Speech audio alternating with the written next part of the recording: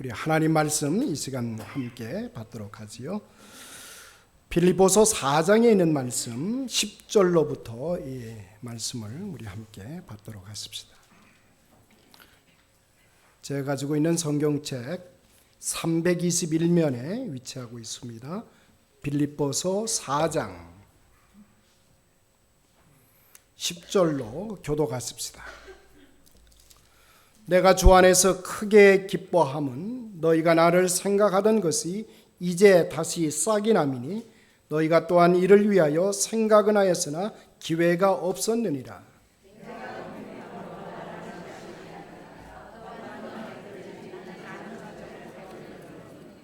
나는 비천에 처할 줄도 알고 풍부에 처할 줄도 알아. 모든 일 곧 배부름과 배고픔과 풍부와 궁핍에도 처할 줄 아는 일체의 비결을 배웠노라.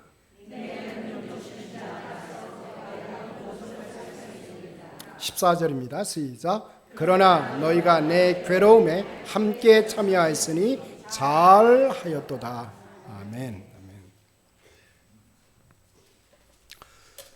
신자와 불신자의 차이는 어떤 면에서 제일 잘 드러날까요? 내가 살아가고 있는 현재 나의 삶이 만족스럽다. 나는 이제 이 삶에 족하다. 그래서 나는 기쁘다라고 하는 것이 내 안에 있다면 그는 크리스찬임이 틀림이 없습니다. 여러분, 여러분의 현재 시간이 만족스러우십니까? 마지못해 하시는 것 같아요. 여러분 만족하세요? 대개 사람들이 어떻게 살아가고 있느냐 하면 과거에 대한 후회가 막급합니다. 현실에 대한 불만이 있습니다. 미래에 대하여 불안, 초조, 염려뿐입니다. 대개 사람들이 살아가는 모습이 그렇다. 그러나 우리에게는 분명한 과제가 있습니다.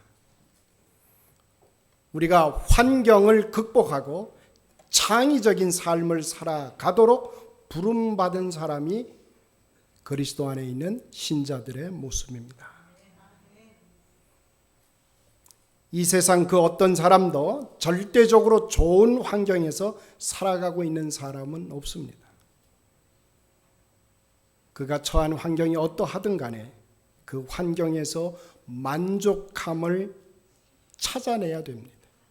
그걸 가꾸어야 됩니다. 그리하여 창의적인 삶을 꾸려가는 것이 우리 신자들의 정당한 모습일 것입니다. 우리의 일생이라고 하는 것이 우리 마음대로 우리 뜻대로 그렇게 되는 것만은 아닙니다.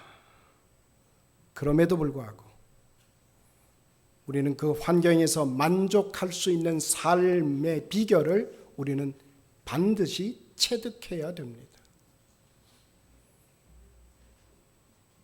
나는 자족하기를 배웠다고 선언한 한 유일한 사람이 여러분이 잘 아는 사도 바울입니다. 오늘 사도 바울은 11절에서 이렇게 말합니다. 내가 궁핍함으로 말하는 것이 아니니라. 어떠한 형편이든지 나는 자족하기를 배웠노니. 뭐 하기를 배웠어요? 자족하는 것이 나는 내 삶의 진정한 모습이다. 그는 원하지 않는 곳에 끌려다니는 시간이 있었습니다. 쫓기며 살았습니다. 그는 원치 않은 곳에서 끝내 죽음을 맞이했습니다. 그럼에도 불구하고 그는 환경에 불평하지 않았습니다. 불만스러워하지 않았습니다. 그는 평안한 거처가 없었습니다. 많은 세월을 감옥에서 지냈습니다. 춥고 배고팠고 어두운 옥중에서 그는 생활을 거듭해야 했습니다. 그러나 그는 옥중 생활 속에서 그는 뭐를 누렸냐 하면 별장의 삶을 누렸습니다. 리조트와 같은 삶을 살았다는 말입니다. 여러분이 잘 아시는 주옥 같은 로마서가 다름 아닌 감옥에서 기록된 서신입니다. 우리들의 삶의 대부분들은 별장 같은 화사한 집에 삽니다. 제가 페이필에 와 보니까 우리 성도님들의 삶이 제법 훌륭한 집들을 가지고 계십니다. 버지니아에는 그런 집 구하기가 쉽지 않습니다. 버지니아에서 그렇게 화사한 집 살려고 하면 허리가 휘어집니다. 그러나 페이필은 그렇지가 않은 것 같아요. 그렇게 화사한 집에 살면서도 탄식합니다. 한숨 짓습니다. 힘들어합니다. 대부분의 사람들이 살아가는 모습들입니다. 그러나 바울은 로마 감옥에서 그는 이렇게 말합니다. 기뻐하십시오. 다시 말합니다. 기뻐하십시오. 누가 누구에게 하는 말입니까? 감옥 안에 죄인된 영어의 모습인 바울이 감옥 밖에 있는 사람들을 향하여 기뻐하십시오. 기뻐하십시오. 다시 말합니다. 기뻐하십시오.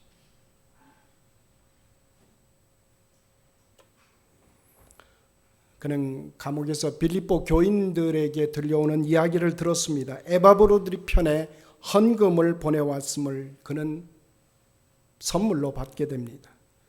그는 빌립보 교인들의 우정에 너무 고맙고 감사해서 이런 편지를 써 보내게 됩니다.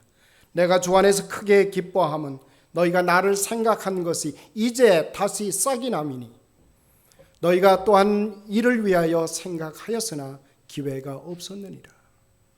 내가 궁핍함으로 말하는 것이 아니라 어느 형편에서든지 내가 자족하기를 배웠노니 내가 비천에 처할 줄도 알고 풍부에 처할 줄도 알아 모든 일에 배부르며 배고픔과 풍부와 궁핍에도 일체의 비결을 배웠노라.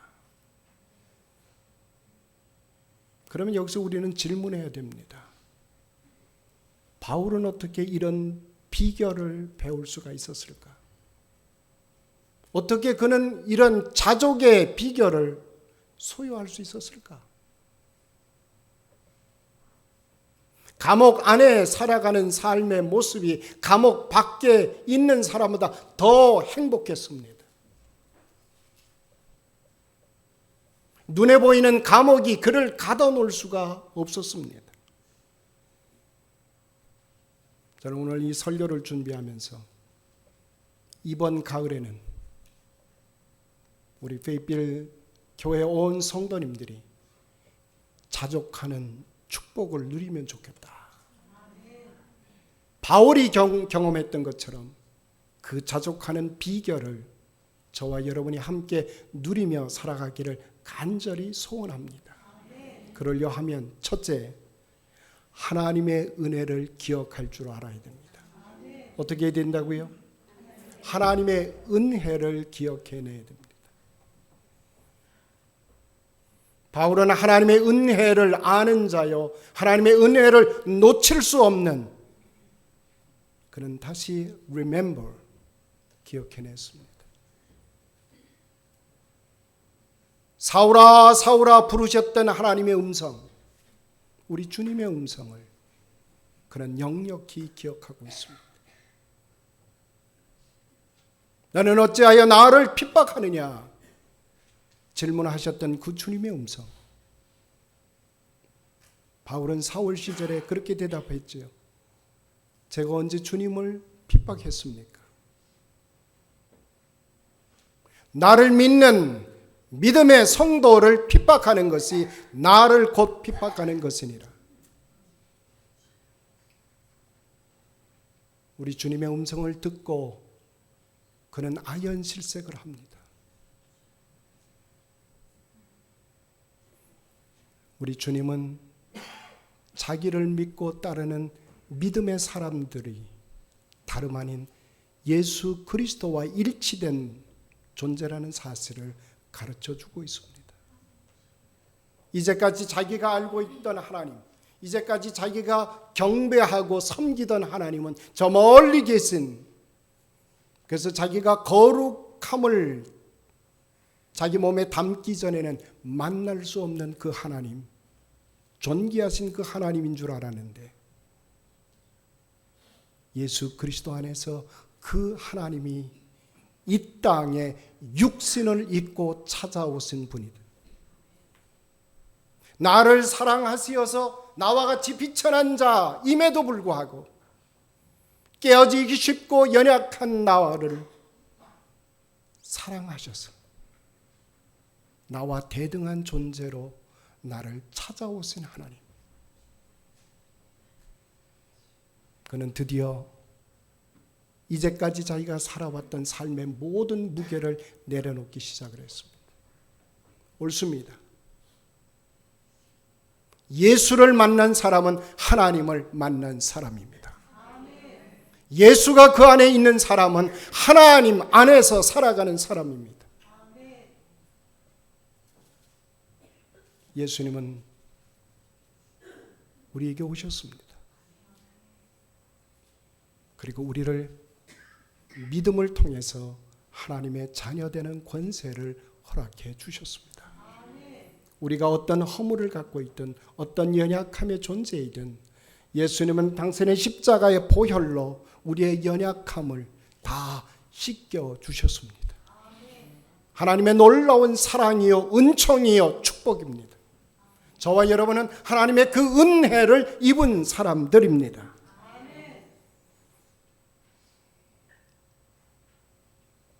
바울은 바로 그 하나님의 은혜를 잊어버릴 수가 없었습니다. 하나님의 은혜를 기억할 때 저와 여러분은 삶의 새로운 기회를 얻게 되는 것입니다. 인간의 행복이라고 하는 것은 은혜를 받았느냐 받지 못했느냐에 따라서 결정됩니다. 다윗은 그래서 이렇게 노래합니다. 여호와는 나의 목자시니 내게 부족함이 없으리로다. 그가 나를 푸른 초장에 눕게 하시며 쉴 만한 물가로 인도하시는도다. 하나님의 전폭적인 사랑과 은총이 나를 압도하고 밀고 가시는 하나님의 역사. 그래서 내 잔이 넘치나이다. 인생의 행복은 부족함이 없는 또 다른 세계로 진입하게 됩니다. 이 땅에 사는 많은 사람들이 너나 할 것 없이 부족하다고 탄식합니다. 모자라다고 말합니다. 그러나 다윗은 나는 부족함이 없도다 고백합니다. 그리스도께서 나와 함께 하시면 감옥이 변하여 별장이 되고 리조트가 됩니다.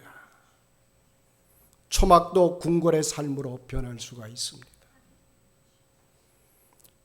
그래서 우리는 이런 찬송을 부릅니다. 예수가 함께 계시니 시험이 오나 겁없네. 기쁨의 근원이 되시는 예수를 위해서 삽시다. 이 세상 친구 없어도 예수는 나의 친구니 불의한 일 버리고 예수를 위해 삽시다. 우리 크리스천들이 그리스도 예수와 함께 뗄래야 뗄 수 없는 삶을 살아가는 이유가 여기에 있습니다. 저는 이 가을에 우리 페이필 장로교 온 성도님들이 그리스도 예수 안에서 그리고 여러분 안에 계신 그리스도 예수와 더불어서 일체되어지는 은혜의 축복을 함께 누리게 되시기를 주님의 이름으로 축복합니다. 행복과 복은 서로 다른 것입니다. 복은 다른 사람과 비교해서 나오는 것이죠. 다른 사람보다 눈에 보이는 것이 좀 더 있다면 그는 복받은 사람일 수 있습니다. 그러나 행복은 그렇게 가시적인 것보다는 오히려 인격적인 부분이 더 선명합니다. 영혼의 만족이 없으면 그는 행복해질 수가 없습니다. 저는 우리 페이필 장로교회 성도님들의 삶이 복받은 인생길 되시기를 소원합니다. 그러나 행복한 삶이 되시기를 더더욱 소원하고 바랍니다. 여러분의 영혼이 만족하기를 소원합니다. 일생 동안 부귀영화를 잘 누렸던 성경의 인물 가운데 우리는 솔로몬을 봅니다. 솔로몬은 부귀영화를 마음껏 누렸던 임금이었지요. 그러나 그에게는 부족함이, 만족함이 없었습니다. 그러나 다윗은 광야에서 쫓김을 받는 그런 사울에게서 쫓김을 당하고 그리고 그의 삶이 추적당해지는 그런 삶의 쫓김 속에서 그는 영혼의 만족을 노래하고 있습니다. 그는 사모하는 영혼을 만족해 하시며 주린 영혼에게 좋은 것으로 채워주시는 하나님을 알고 있었습니다. 다윗이 다윗으로 살아갈 수 있었던 것은 그의 삶 속에, 그의 심령 속에 하나님이 임재하고 계셨기 때문입니다.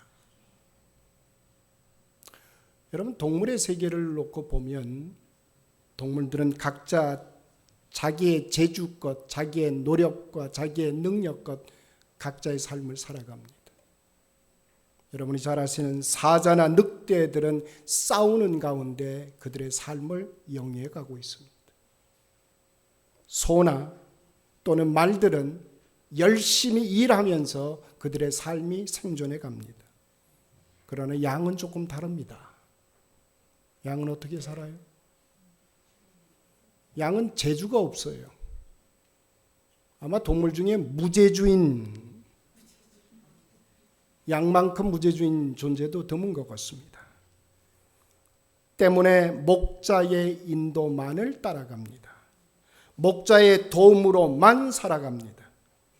은혜로 살아갈 따름입니다. 그래서 양에게는 불평이 없습니다. 오늘 이 아침에 여러분이 하나님의 음성을 들을 수 있게 되기를 원합니다. 너희 목마른 자들아 다 나오라. 돈 없는 자도 오라. 너희가 와서 사되 돈 없이 값없이 와서 포도주와 젖을 사라. 너희가 어찌하여 양식 아닌 것을 위하여 은을 달아주며 배부르게 하지 못할 것을 위하여 수고하느냐. 나를 청종하라. 그리하면 너희가 좋은 것을 먹을 것이며 너희 마음이 기름진 것으로 즐거움을 얻으리라. 나의 목자가 되시는 하나님, 나를 인도하시고 나를 주도해 가시는 그 하나님, 그 하나님이 여러분의 전부가 되시기를 간절히 소원합니다. 그러기에 우리는 은혜를 따라 살아갑니다. 하나님의 이 놀라운 은혜가 우리의 삶의 주도적인 힘이 되어집니다. 저는 우리 페이필 교회를 이렇게 보면서 여러분들이 수고하시고 여러분들이 애쓰시고 여러분들이 심혈을 기울이시면서 살아온 여러분의 삶의 이야기들이 얼마나 장부스러운 삶이었는가. 다른 교회들이 그렇게 흉내낼 수 없는 놀라운 애씀이 여러분의 삶의 스토리 속에 배겨 있습니다. 그러나 여러분의 노력과 수고와 헌신뿐만 아니라 하나님의 넘치는 은혜가 여러분의 교회 역사 속에 줄기차게 흘러가고 있음을 고백합니다. 여러분은 하나님의 은혜를 받은 사람들입니다. 바울은 하나님의 은혜를 기억하고 그리고 그는 감사하는 마음을 놓치지 않았어요. 그는 언제나 하나님께 감사의 마음을 놓치지 않고 표명을 합니다. 그를 불러 사도라고 인정해 주시고 사도라고 칭하여 주신 하나님의 선택과 하나님의 놀라우신 은총의 자리를 그는 놓치지 않고 하나님께 고백합니다. 지금은 수도가 있기 때문에 어느 가정이나 다 물을 씁니다만 옛날만 해도 우리는 펌프질을 해야 물을 얻었습니다. 근데 이 펌프가 그렇게 잘 나옵니까? 안 나오는 때가 많잖아요.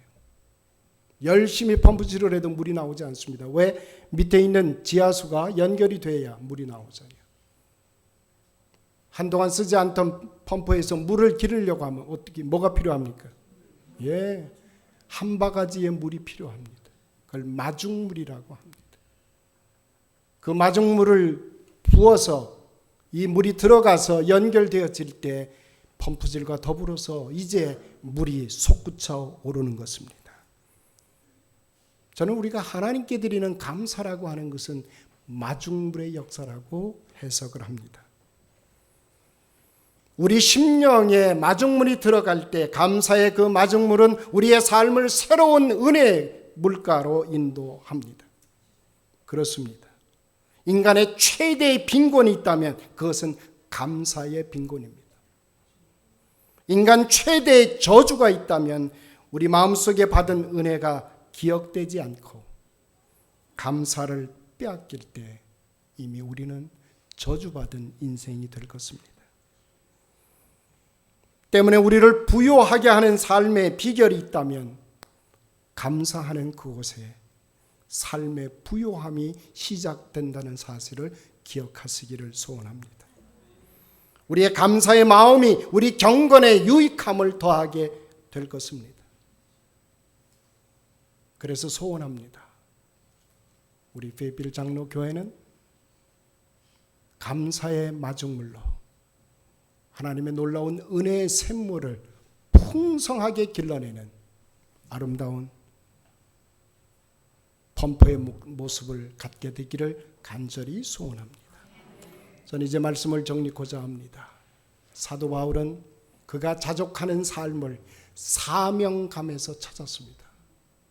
나는 할 일이 있다. 뭐함에도 불구하고 감옥에 있음에도 불구하고 내가 영혼의 몸이 되었을지라도 내가 감옥에 갇혀 있는 자가 되었을지라도 내게는 할 일이 있다. 무슨 일? 주의 복음을 전하는 일. 오히려 하나님께서는 나를 감옥에 갇힘으로 인해서 이 갇혀있는 나를 통해서 하나님의 복음이 증거되도록 형제들아 나의 당한 일이 도리어 복음의 진보가 된 줄을 너희가 알기를 원하노라.